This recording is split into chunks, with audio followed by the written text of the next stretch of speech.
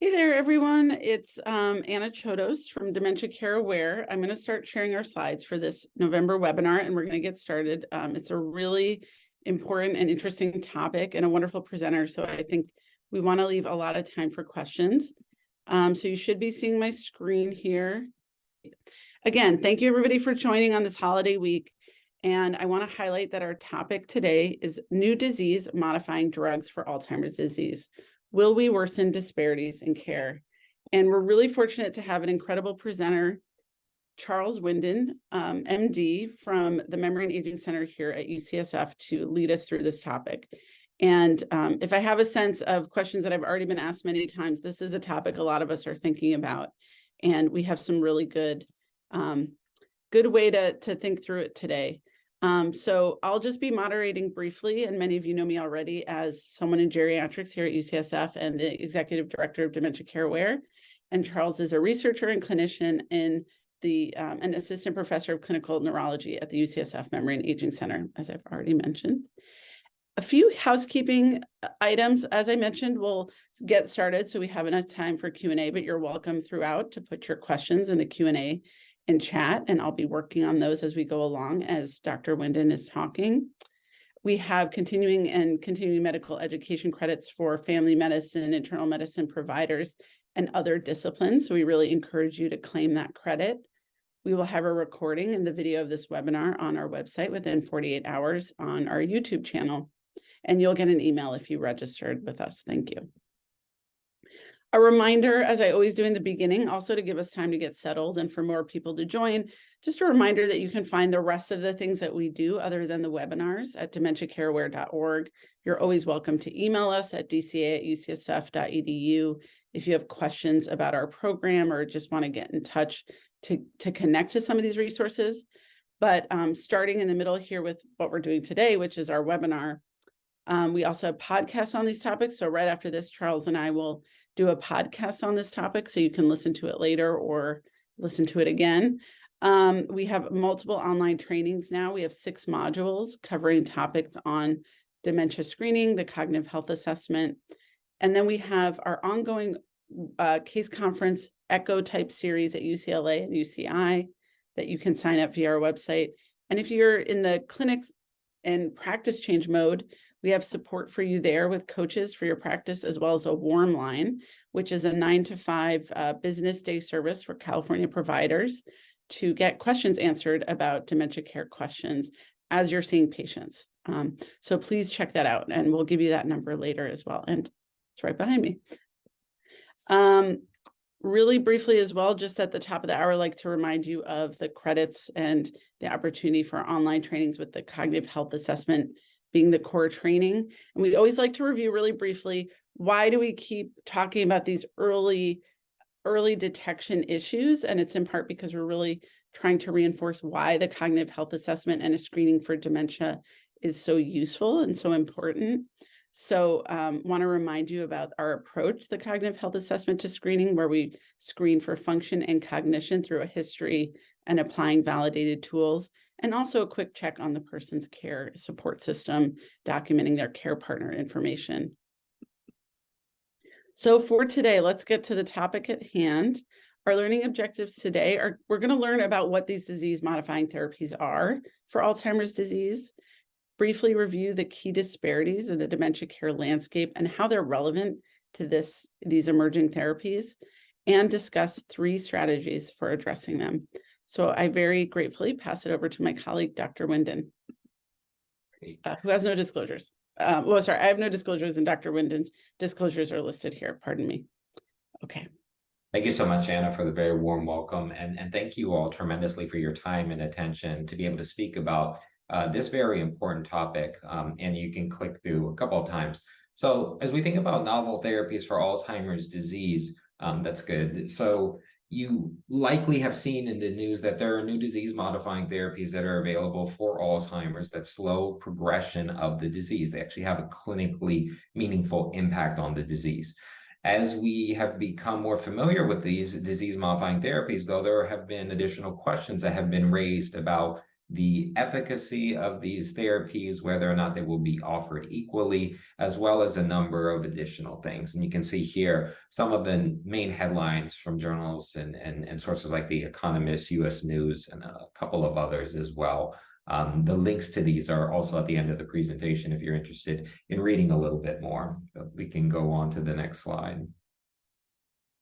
And just also, again, a couple of additional headlines. So thinking a little bit actually about disease-modifying therapy. So how did we actually get to this point? So when we think about the timeline of therapy development, senile plaques were first discovered all the way back in 1906 by Dr. Alzheimer himself. It was actually almost 80 years thereafter before somebody identified that beta amyloid protein was the key component of these senile plaques. Shortly thereafter, we had the development of the amyloid cascade hypothesis, which is largely the foundation for a lot of our development of therapies and our thought process around why they might actually work in terms of efficacy and clinical benefit. And then you see very shortly after this amyloid cascade hypothesis development, the development actually of biomarkers. So starting back in around 1995, we actually had development and acknowledgement of the fact that there was a reduction in CSF beta amyloid in Alzheimer's patients. You see in 2004, the first amyloid PET tracer with PIB compound being developed, and we have subsequent tracers that have been developed that measure not only amyloid, but actually even tau as well. You see also in 2017, the very important development with regards to our knowledge around the connection between the blood-brain barrier and the peripheral system, specifically from a standpoint of beta amyloid. And consequently, we actually have blood-based biomarkers now, which have made their way into clinical practice as well as research trials. And then finally, back in 2021, we had the first FDA approval of a therapy to reduce beta amyloid within the brain of individuals who have Alzheimer's disease. There was another medication by the name of lecanemab that was just recently approved by the FDA earlier this year. And if you advance, or if you click forward once more, Anna, we will actually see that we are going to likely have a third disease-modifying therapy that is available before the end of this year by the name of donanemab. And so you can see with regards to therapy, it's taken over 100 years for us to actually get to a point where we have disease-modifying therapies, but we are in a very exciting period, in this period where the science is rapidly evolving such that we are likely to see many more disease-modifying therapies come to fruition and come through the pipeline in the near future. Next slide. So how do these therapies actually work? So the diagram on the left is a diagram of how amyloid plaques actually come to be. So I'm going to be speaking a lot about beta amyloid plaques and their deposition within the brain. There are also, obviously, many individuals are familiar with the fact that there is also tau pathology that develops in the brain of Alzheimer's patients. And there are tau-directed therapies. We'll briefly mention them more towards the end, but we're going to spend a lot of time talking about the new clinically available therapies for amyloid because they are in the clinical space. So on the left, you actually have a diagram of how beta amyloid plaques develop, such that you begin obviously with the amyloid precursor protein. It's degraded. You end up initially with beta amyloid monomers. These ultimately begin to aggregate to form oligomers. You then get intermediate projects of fibrils. You then get the full form of fibrils themselves, and these ultimately will develop into beta amyloid plaques. You can see the actual disease-modifying therapies that we have. Again, the three that I mentioned, lecanemab, aducanumab, and the donanemab medication, which again is very likely soon to be FDA approved, they actually target slightly different targets within this larger beta amyloid cascade. So you can see there's overlap actually also, though, in that aducanumab and lecanemab specifically both target kind of these intermediate fibrils and the fibrils themselves, whereas donanemab not only targets fibrils, but it actually aggressively targets beta amyloid plaques as well. So more of kind of a downstream product of this aberrant degradation of amyloid precursor protein. On the right is actually a picture, a series of pictures. They're amyloid PET images. So what we're seeing on the right is the actual efficacy, the actual effect of the disease-modifying therapies. So this is information that is taken from a Nature article where the areas within these scans that you're looking at on the right side, the areas in red, that's actually beta amyloid protein deposition. And so you have baseline along the left side column, and then you have 1 year later after therapy along the right side column.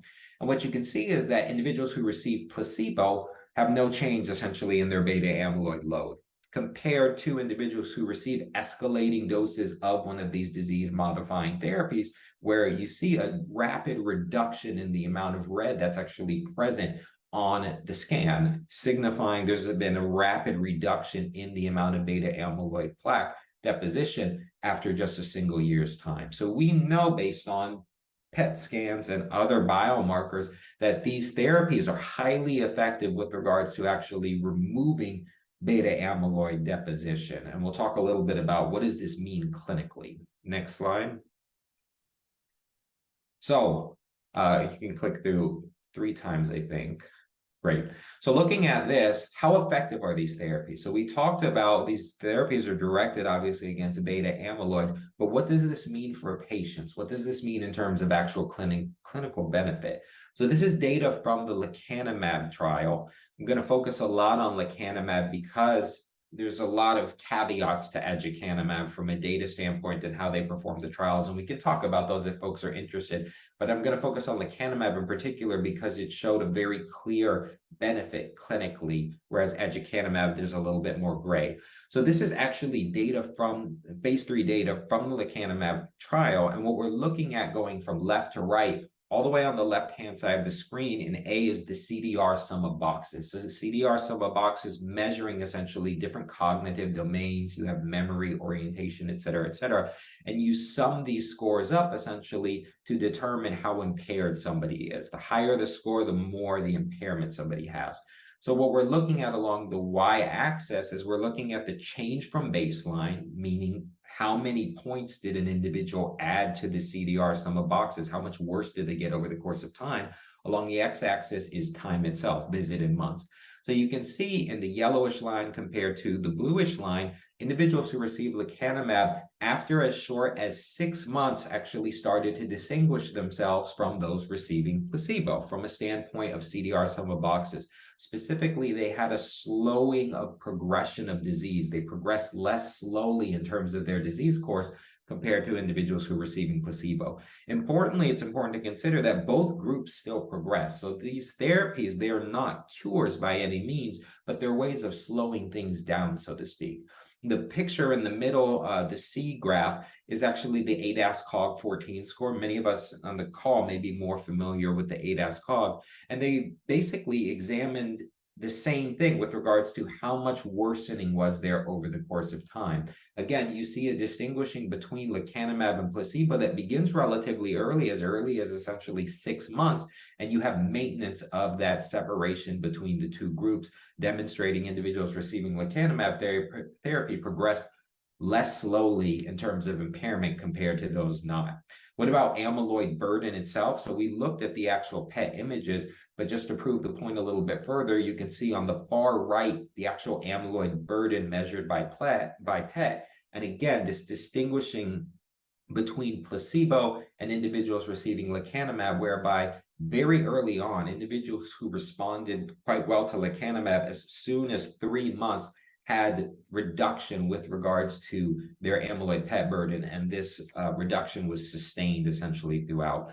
It's not presented here, but there is additional open label data that has been presented most recently at some international Alzheimer's conferences that actually carry out these therapies to about a year's time. And the data looks, again, very similar to what we see here, where you have a separation between those receiving lecanemab and placebo, demonstrating lecanemab is benefiting them clinically, and this clinical benefit is sustained over the course of not only 18 months as presented here, but in the open label extension as far out as 24 months. Next slide.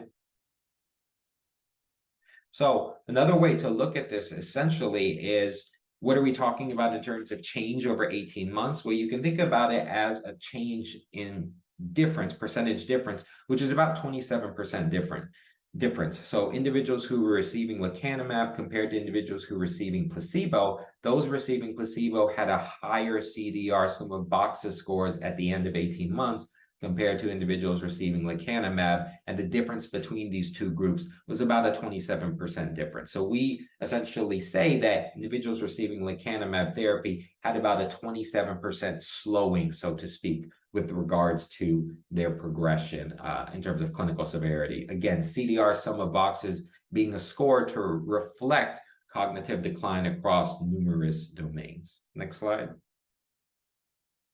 So who can actually receive these novel therapies? So on the left are the inclusion criteria that were applied in the Clarity AD trial. That's the trial that actually proved lecanemab had a clinical benefit. And you can see the inclusion criteria included individuals who had MCI or very mild AD dementia. They had to have objective impairment in episodic memory. They had to have a biomarker that confirmed amyloid pathology. They were within the range of 50 to 90 years of age. They received bedside cognitive screening and had to have an MMSE score above at least 22. There was a BMI cutoff as well. If they were receiving some sort of disease-modifying therapy, if they were receiving some sort of symptomatic therapy, like an acetylcholinesterase inhibitor or memantine, they had to be on a stable dose for a period of time, and they had to be on stable doses of other medications. They also had to have a clear study partner and provide written informed consent. If you look at, there have been a number of articles that have come forth since then that have suggested appropriate use recommendations in a clinical setting, potentially, for treating individuals with lecanemab. And there are things that are very important to know from the right side of the table here. One is that individuals have to have a clinical diagnosis of MCI or mild AD dementia. This is going to come up in our discussion of disparities. And hopefully this is maybe already bringing to mind some of the areas in which early diagnosis plays a key role in eliminating disparities. If individuals are being diagnosed with more severe forms of AD dementia, clinically, they actually are not eligible for these therapies. The benefit they receive for these disease-modifying therapies is substantially less compared to individuals who are identified early on and start receiving therapy early on. Appropriate use recommendations, again, include individuals must have a biomarker that confirms there's pathology, either amyloid PET or CSF studies. And then a lot of physician judgment comes into place. Physician judgment about BMI, physician judgment about age range. There is a recommended cutoff score in terms of bedside screening, but again, this is also left up in part to clinical discretion. And you can see there's still this idea behind the appropriate use recommendations that there should be a care partner. There should be somebody involved in the individual's care who can help support them through the process of receiving these disease-modifying therapies that are quite labor intensive. They require a lot of back and forth to an infusion center. They require follow-up MRIs. They require regular contact with a dementia care specialist. So it's imperative somebody has somebody working along with them as they go through this process. If you click through, Anna, there should be just a couple red boxes that come up. We will come back to these three in particular.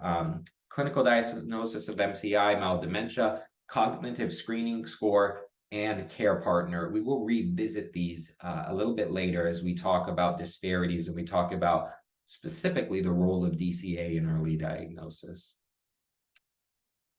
And we'll also talk about biomarkers. All right, so what is a health disparity? So the question that was posed initially by the title is, will we actually worsen disparities because of these therapies? So a health disparity itself, many folks are probably familiar with these terms, but just for those who may not be, a health disparity itself refers to a higher burden of illness, injury, disability, or mortality that's experienced by one group relative to another. A health care disparity is a difference essentially between groups in health insurance coverage, access to or use of care, and quality of care itself. Both health disparities and health care disparities are driven by larger health inequities, these larger systemic differences in the health of certain groups and certain communities that are occupying unequal positions in society.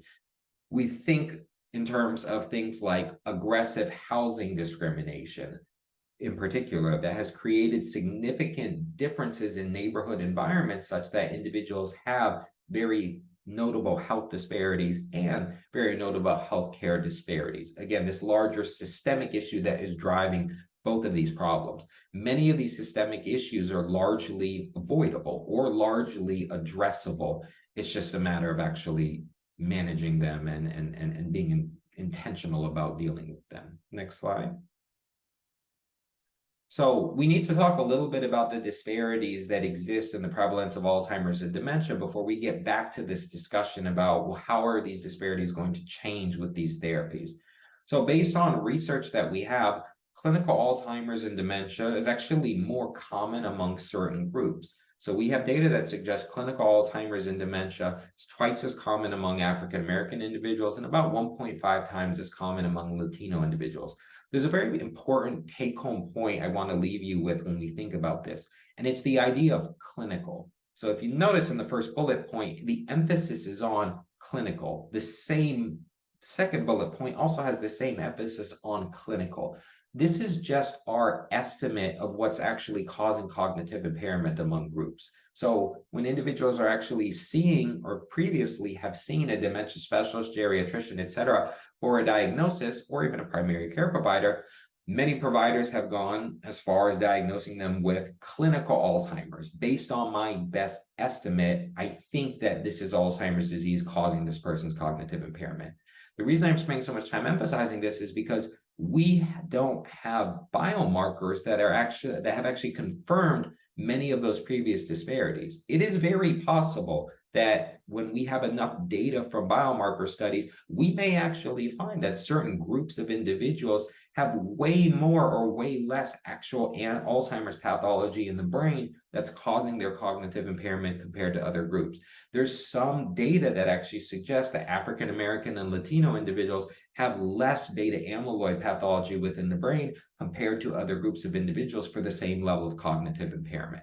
So something just to keep in mind where this clinical diagnosis is kind of butting up against the new reality, which is we have biomarker tests that can accurately diagnose people with the actual pathology going on inside of the brain that's causing the impairment. The reason this is so critical is because we now have, as we started off this talk with, we now have therapies that are directed against these different types of pathology. So this will continue to come up repeatedly, and these numbers will very likely actually change moving forward. But the idea of clinical disease itself, we know there are disparities. African American, Latino individuals, higher rates of clinical disease compared to other groups. Unfortunately, there have been no changes in terms of these disparities over the course of, really, you can extend from 2000 up until 2023. Over 20 years, we've made no progress, actually, in terms of reducing the disparities in these rates of clinical disease. You can see on the right here a chart from a paper demonstrating really the disparities in terms of incidence rate of clinical Alzheimer's, where age being the greatest risk factor, obviously, for Alzheimer's disease and dementia, just period. But as individuals get older, you can see this separation between different ethnocultural groups. So specifically, by the time you get to 80, 84, 85, 90 plus, et cetera, you have much higher rates of clinical Alzheimer's disease and dementia for African American individuals compared to, say, Asian American individuals. It's important also to recognize when we speak about ethnocultural groups and these differences, it's important to understand and recognize the heterogeneity that also exists within the groups themselves. Not all individuals who identify as African American, Asian American, Latino are the same, right? We rob individuals of their heterogeneity by lumping them into these categories. So even within these groups, you can have vastly different rates of clinical Alzheimer's and dementia. And there is research that has actually demonstrated that, particularly for individuals who identify as Latino and Asian American. Next slide. So what about disparities in the future? This is where we are currently. This is the history of disparities, but what is going to happen in the future? So many of us are aware of the fact that our population is aging. Our population is aging quite drastically.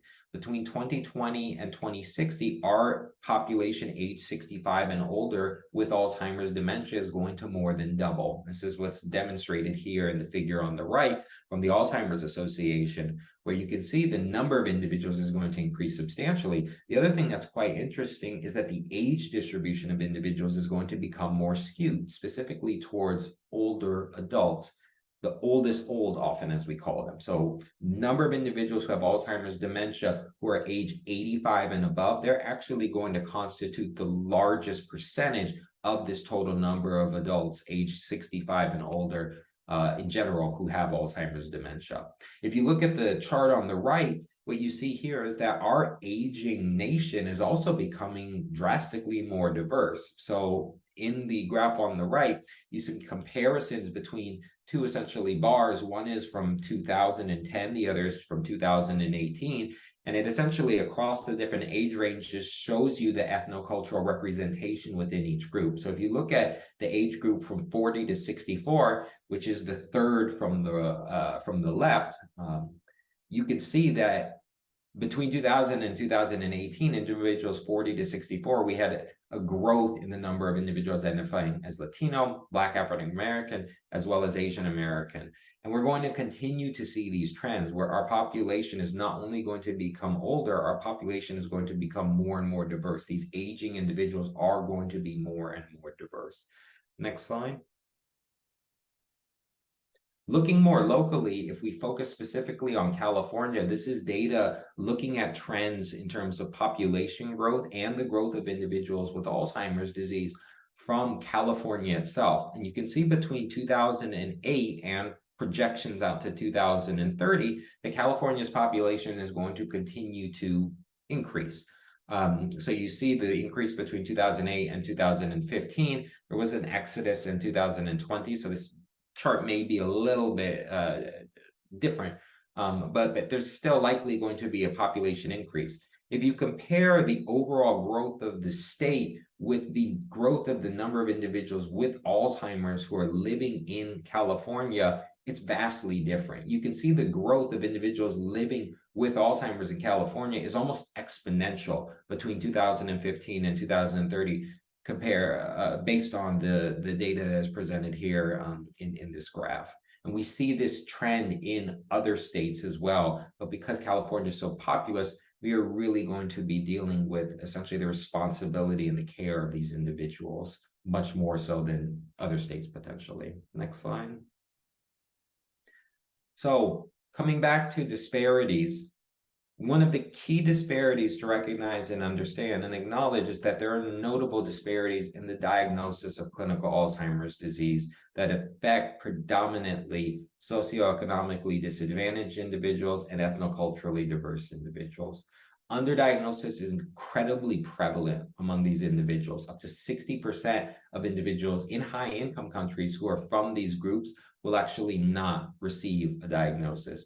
Underdiagnosis differs by group in that even within underrepresented populations, ethnoculturally diverse populations, you have differences with regards to diagnosis, where diagnosis rates can drastically differ if you identify as African American compared to if you identify, say, as Latino or Asian American. We know not only is underdiagnosis a problem, but comprehensiveness of diagnostic evaluation often differs tremendously, as does timeliness of evaluation and diagnosis. So folks who are from underrepresented populations are less likely actually to receive all the recommended workup components when you're evaluating somebody for cognitive impairment. We know also underrepresented populations are less likely to receive a diagnosis at an earlier stage of impairment. They're more likely to receive a diagnosis when they have moderate or severe dementia. And as we mentioned early on, as we start to tie some of these ideas in, our therapies currently and the overall gestalt and thought in terms of where the therapies are going is that early diagnosis is key. We have to identify individuals early who have pathology. We have to initiate therapies early. That's how we're going to get the best outcomes. Individuals who are identified and treated later on in terms of clinical severity, they're not going to receive the same benefit, which is how we can start to create actually some of these disparities, even through these disease-modifying drugs. The numbers on the right are numbers from a paper that was published in JAMA Neurology, looking at the comprehensiveness and just the rates of diagnosis among Medicare beneficiaries in California. What the researcher found was that among non-Latino white individuals, only about 23% of beneficiaries were actually first diagnosed at the MCI stage. If you look at that rate compared to others, we actually find that for African American, Latino, and Asian American individuals, they're all diagnosed at a later stage. A lower percentage of these individuals are diagnosed at MCI level impairment.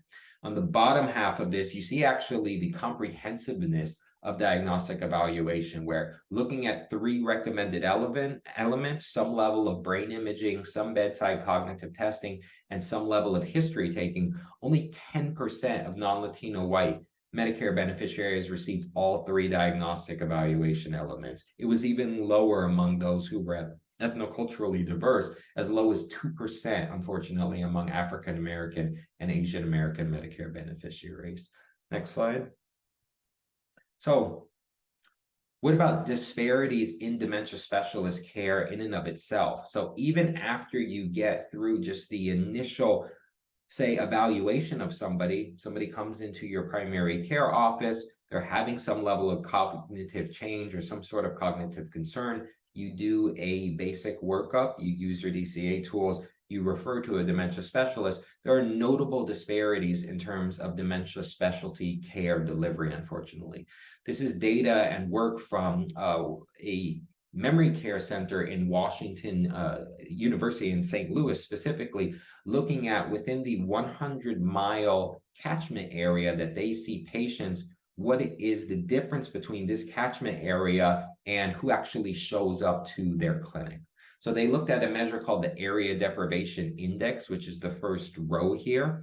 Area Deprivation Index is actually a measure of neighborhood disadvantage. So the higher somebody's neighborhood disadvantage, the higher the Area Deprivation Index. Neighborhood disadvantage refers to things like inadequate access to healthy food, inadequate access to healthcare, pollution exposure, et cetera, et cetera. So their catchment area, they were able to ascertain in their catchment area, there's about a 64.6 score on the deprivation index. The people seeing in their clinic, though, had almost a 20-point reduction in terms of the neighborhoods they were coming from a disadvantaged standpoint, meaning essentially that they're more likely to see people from less disadvantaged neighborhoods. It's the same thing with the social vulnerability index, which has some of the same principles. There are notable differences in terms of household median income. People coming to their clinic had almost $16,000 more in terms of household median income compared to the larger catchment area. Differences we see also in terms of education level. Individuals who are more highly educated,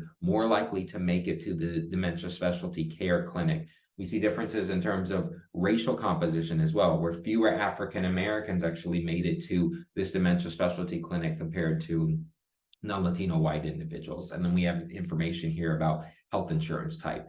So we know in terms of access in and of itself, those individuals living in disadvantaged neighborhoods who are socioeconomically disadvantaged, those individuals who are ethnoculturally diverse, they're much less likely to actually ever get to a point where they see a dementia specialist who will provide them care. If we go to the next slide, we see these are just some graphic representations of, again, the data that we just looked at, where the little area in red on the map here is the actual memory clinic itself. And you have in gradations of blue, essentially representation of how many patients from each of these regions are making it into the clinic itself. So if you click once more forward, Anna, you can see that they took this map and they looked at, okay, let's look at education first and foremost. So what is the percentage of individuals who are making it to our clinic who have a high school degree or greater? And you can see the very dark blue representation located essentially at 9 o'clock from the memory clinic itself. If you click once more forward, we can see also in terms of household median income, again, there's a substantial overlap where individuals who are coming from highly educated backgrounds who have very high household median incomes, they're coming from the same geographic regions in relative proximity to the clinic. The clinic largely is serving these groups, and we see individuals who have lower household median income, individuals who also are less educated on the previous graph. They are not the patients who are actually making it ultimately to the clinic itself. So again, disparities in terms of access to care. Next slide. So getting back to initially the question that was posed, how can new therapies actually drive inequities potentially? So if we go to the next slide, I want to spend a little bit of time on this chart in particular.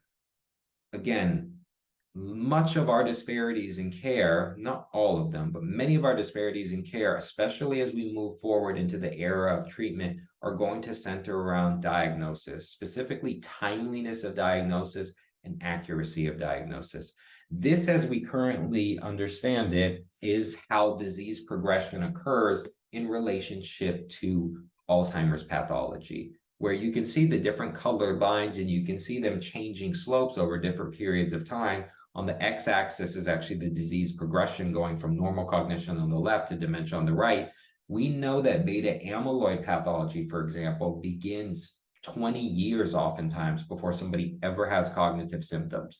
So if you're diagnosing somebody with moderate to severe dementia, you're at the end of the clinical spectrum on the far right. The Alzheimer's pathology, the amyloid, beta amyloid pathology, has been there already for decades and decades. We can talk a little bit more about how do we get to these people who have normal cognition but have the pathology, but we're catching people too late.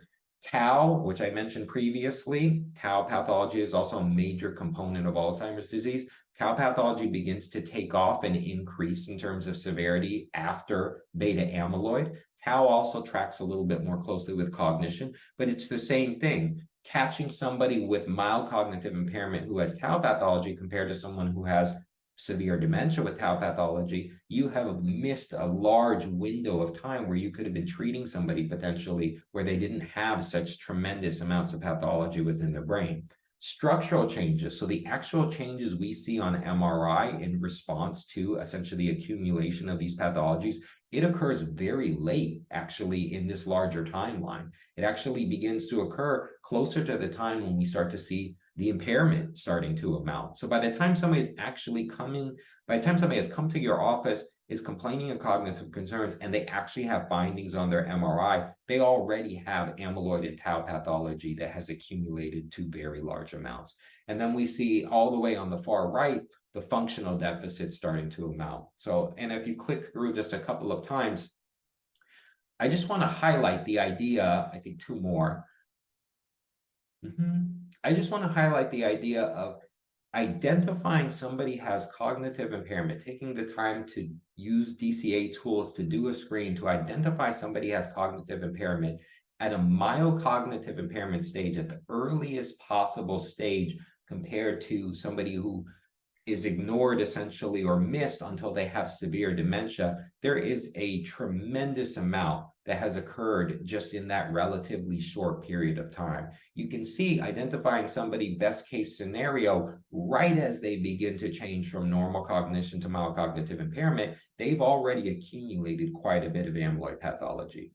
But they don't quite have the pathology burden in terms of tau of someone who has severe dementia. They also don't have the structural MRI changes, the structural brain changes that have occurred yet because the pathology is continuing to amount. So even in our best case scenario, we're still late, but best case scenario still being late is far better than, again, identifying somebody for the first point in time when they have severe dementia, where you already have maximal beta amyloid, you already have maximal tau, you already have maximal structural brain changes, and you already have significant loss of function. This is where we can start to change the conversation in terms of disparities by identifying people earlier on in essentially their clinical disease course. We can introduce them to some of these therapies that can potentially change essentially the progression of their disease and their overall trajectory. And we'll talk a little bit more too in just a minute about what about people who aren't eligible for therapy. Next slide. So coming back to, if you remember this chart, we talked about, well, who can receive novel therapies? Again, a big part of those who can receive novel therapies from an appropriate use criteria is that individuals have to have more mild disease. So they have to be identified early on. And individuals who are being identified with very, very early cognitive impairment, they're typically not walking into a dementia specialist office. They're coming into a primary care setting. They're coming to a family doctor. They're coming to maybe even a geriatrician, nurse practitioners. They're coming to providers who provide them first-line care. So the earlier that we can actually identify these individuals, the better it's going to be for them. We talked also, again, about the importance of, in terms of the appropriate use criteria, you have to have a biomarker. You have to have some sort of test demonstrating you have Alzheimer's pathology. If you never clinically identify somebody has a problem, you're never going to recommend that they actually get one of these tests to look for pathology.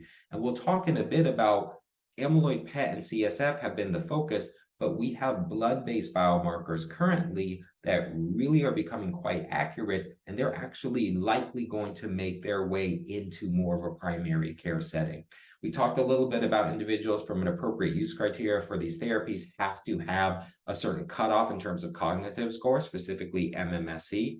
Many individuals, as they become more comfortable with dealing with cognitive impairment, may feel comfortable administering some of these batteries. Many individuals on this call probably already administer MMSEs and other batteries as well. And then again, identification of a care partner who can help and assist along the therapy track. This is rolled into many of the things that are suggested within DCA in and of itself. And we'll talk about those just briefly.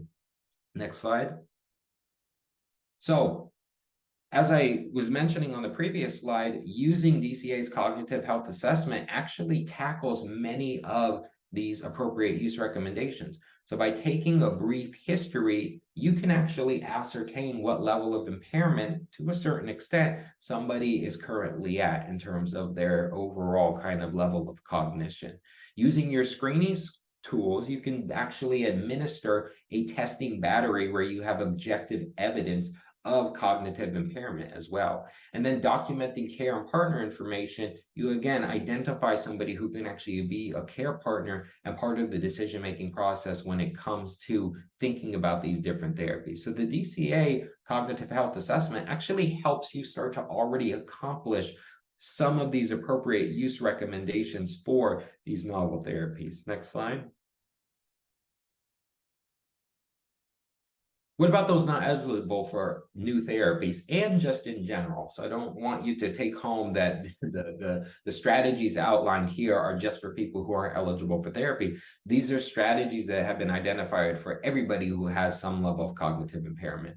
So there was an article that came out in The Lancet a couple of years ago that suggested, looking at quite a bit of large data, about 40% of dementia risk is actually modifiable just between early life, midlife, and late life factors. We won't go through all of the midlife factors. We'll skip over the early life, actually. We won't go through all of the midlife factors. We'll maybe come back to hearing loss, but we'll spend quite a bit of time talking about the late life factors. So in this research, in this article, about 5% of late life factors, or 5% of dementia risk, was attributed to smoking in this group, 4% to depression, 4% to social isolation. And then you have other things too, like physical inactivity, air pollution, diabetes. Next slide. So if you look actually at DCA, if you look at once somebody has a positive screen, the recommended steps, you actually begin to tackle many of these different things. So if somebody comes back with a cognitive screen, one of the first recommendations is to screen for something like depression and substance abuse. Those are the first two things that are identified in the Livingston article for late life risk factors for dementia, smoking as well as depression. So you're already addressing those just by following up the fact that somebody has a positive screen. You're looking for other cognitive symptoms or other diseases that can cause cognitive symptoms. You're ordering labs as well, and you're collecting more of a detailed cognitive symptom history for possible referral to specialists. When you get into function, you start thinking about in-home supportive services, money management, etc. Part of that is going to also involve you identifying whether or not somebody has a support system, which is stage 3. That gets into social isolation, which again, 4% of which was attributable, was a potentially modifiable risk in this larger 40% in the Livingston article. So you, by just following up after doing a CHA and having somebody with a positive screen, you're already starting to address the modifiable risk factors that have significant data behind them with regards to them leading to dementia later on. So even if somebody's not eligible for one of these new disease-modifying therapies, you can still make a meaningful difference by reducing essentially these other modifiable risk factors that they may have. And there should be a couple of arrows that point to, again, just what you can tackle. So the next step is actually starting a brain health plan. So what are the components of a brain health plan? Well, vision hearing is the first actually recommended in terms of assessment. This is actually one of the midlife risk factors further up along the tree, which we can't quite see here. Again, as part of your brain health plan, you're going to review medication. You're going to encourage social and physical activity. So you're now hitting physical activity on this larger kind of timeline in terms of modifiable risk factors for dementia. And then you're going to counsel individuals and help them address blood pressure management, diabetes management. So again, you're hitting many of these components that are identified in this potentially modifiable pathway that come up in late life just by simply following up on a positive screen after you've done a positive screen. And there should be a couple of arrows that come up that just demonstrate, again, you're getting social isolation and physical activity and diabetes management just by doing a brain health plan along with hearing and vision. Next slide. So what else do we gain? Why else is it important to do early diagnosis, to do something like DCA and identify individuals? Well, it's not just about the therapies we have currently. The therapies we have currently are the first. We know quite well the first of anything is not the best, particularly when it comes to therapies and medications and medicines. There will be additional versions that are far greater. One of the things that's important to recognize, though, is our representation within research studies for individuals who are ethnoculturally diverse, individuals who are socioeconomically disadvantaged. Our representation is really quite poor. So this is data actually from the lecanemab trial on the left, or the, I believe it's the aducanumab trial on the left. And I'm sorry, the aducanumab trial on the left, and on the right is the more recent lecanemab trial, excuse me for that. But you can see for the aducanumab therapy, the disease-modifying therapy, aducanumab that removes beta amyloid, the representation among Black African-American, Asian individuals, Latino individuals, it was quite poor. If we look at the lecanemab therapy, we see similar trends where we don't see representation of all groups of individuals in these studies. We don't see representation of individuals who are from socioeconomically disadvantaged backgrounds either.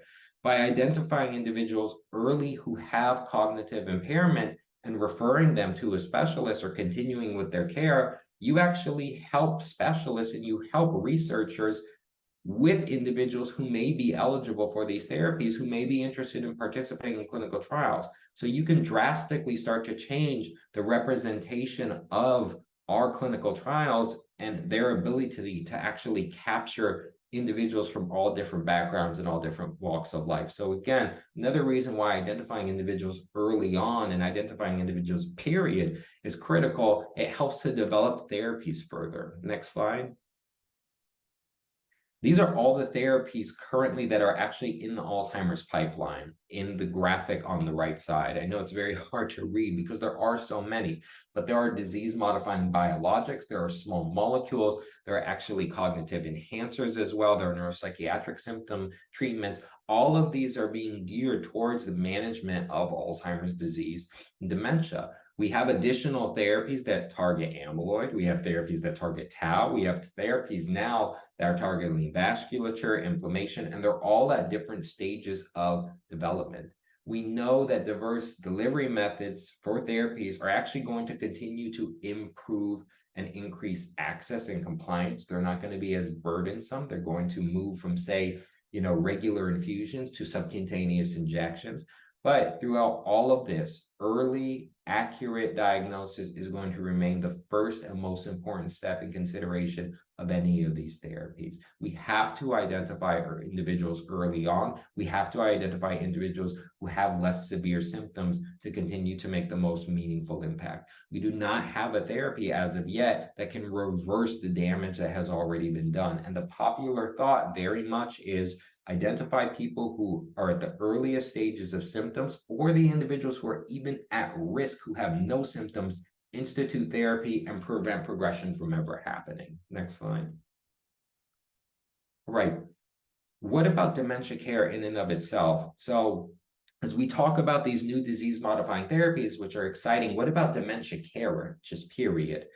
We know that there just simply aren't enough of us to be able to keep up with the demand. There are not enough dementia care specialists in practice to meet the demands of the aging population.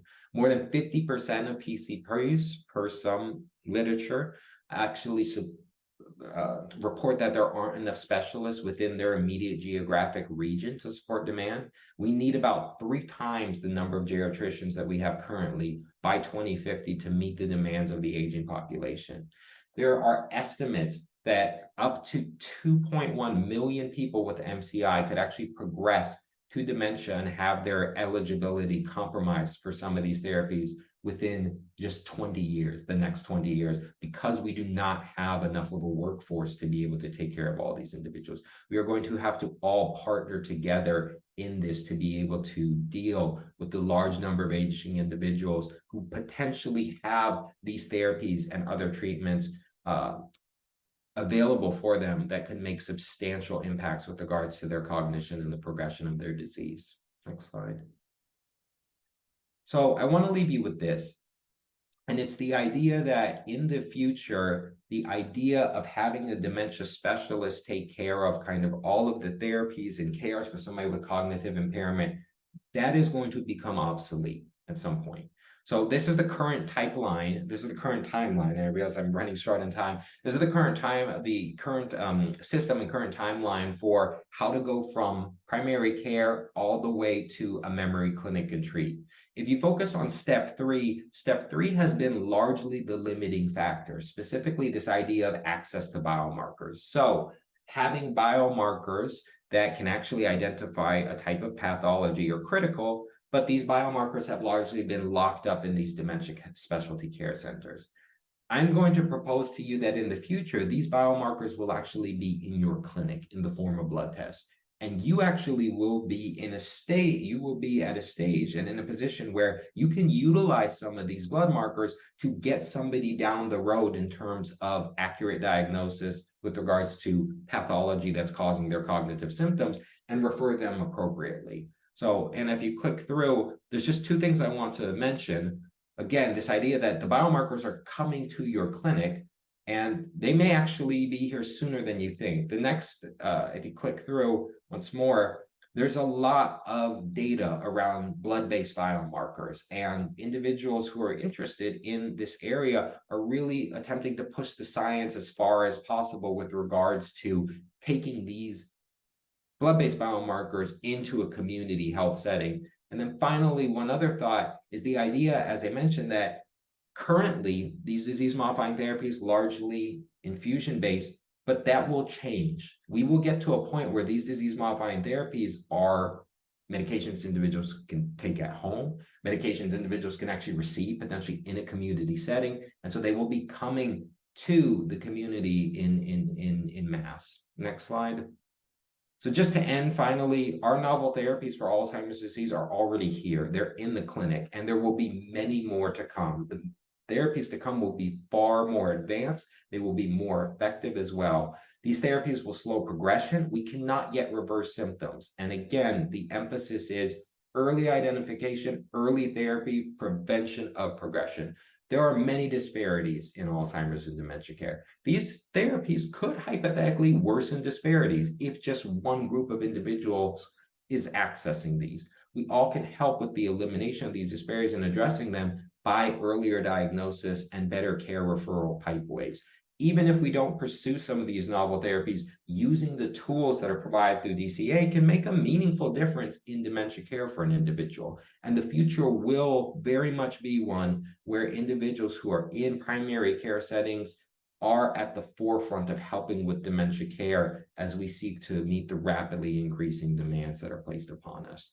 Thank you for your time. Thank you for your attention, and happy to open up for any questions at all. Charles, we've had very few. I think this was a really, well, we have a hand raised. I don't know if you're able to put it in the chat really quick, Sure. or the Q&A to the person. We had one question that I think we should address, if you feel briefly, but I'll just summarize. First of all, that was an incredible talk. You got a lot in there. I think I'm very grateful to you. I think that was far better than I've ever done to make the case for early detections kind of in this new era. And I am going to forward, while we're talking, to a CME link, and we should have a link coming up in the chat for how to claim the credits if people would like.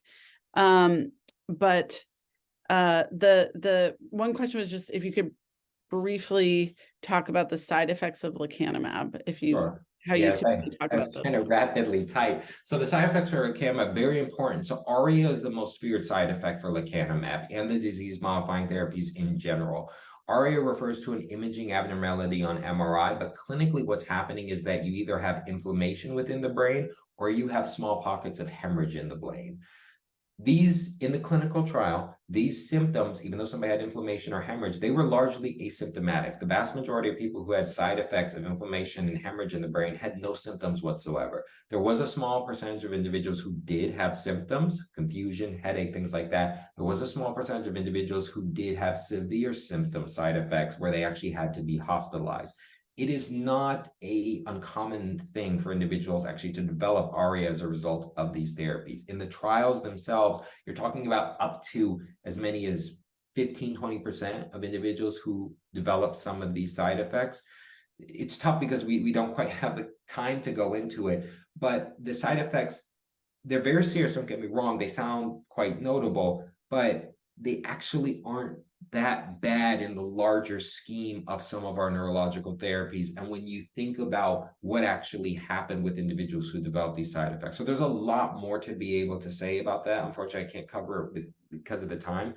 But the main thing to think about when you hear side effect for these therapies is ARIA, A-R-I-A. That's the main thing to keep in mind. Okay, we'll wrap it up. Unfortunately, just for time, let everybody get to their holiday week, and appreciate the comments. Okay, so the person's just saying, like, kind of to your point about the spectrum of care that we're trying to address here by moving things earlier, kind of getting people into therapies as appropriate, as well as other, kind of aspects of care, which you did a beautiful job of really addressing pretty quickly but comprehensively. And the question really is, like, do we see quality measures coming down the pike? The only one I guess I want to highlight, which you may not know about, but I know there's been some talk about, is quality measures around for people who are in dual special needs plans. Needing those plans will need to report cognitive screening numbers, just how many people they've screened among their older adults in their beneficiary group. And I think that may be one quality measure. I mean, it's going to be required, but there isn't necessarily a target. So I guess the question would be for us here, one thing I try to argue and I'm hopeful about is that if we really can help people screen more regularly, get into an early detection mode, that we really will be helping to address some of these inequities. And I think that's another way to do it, is just we all have to report that our older adults have been screened. That's another, not really a carrot, a little bit of a stick, but may be helpful as well. I agree that that's a lever we'll hopefully see. I hope this information was helpful to everybody. We really encourage you to just be in touch with us at dca@ucsf.edu. Appreciate all the comments, the helpful feedback about the webinar. And Charles, I just want to say thank you so much. You're such an eloquent and comprehensive and incredible speaker, and we really appreciate your time today.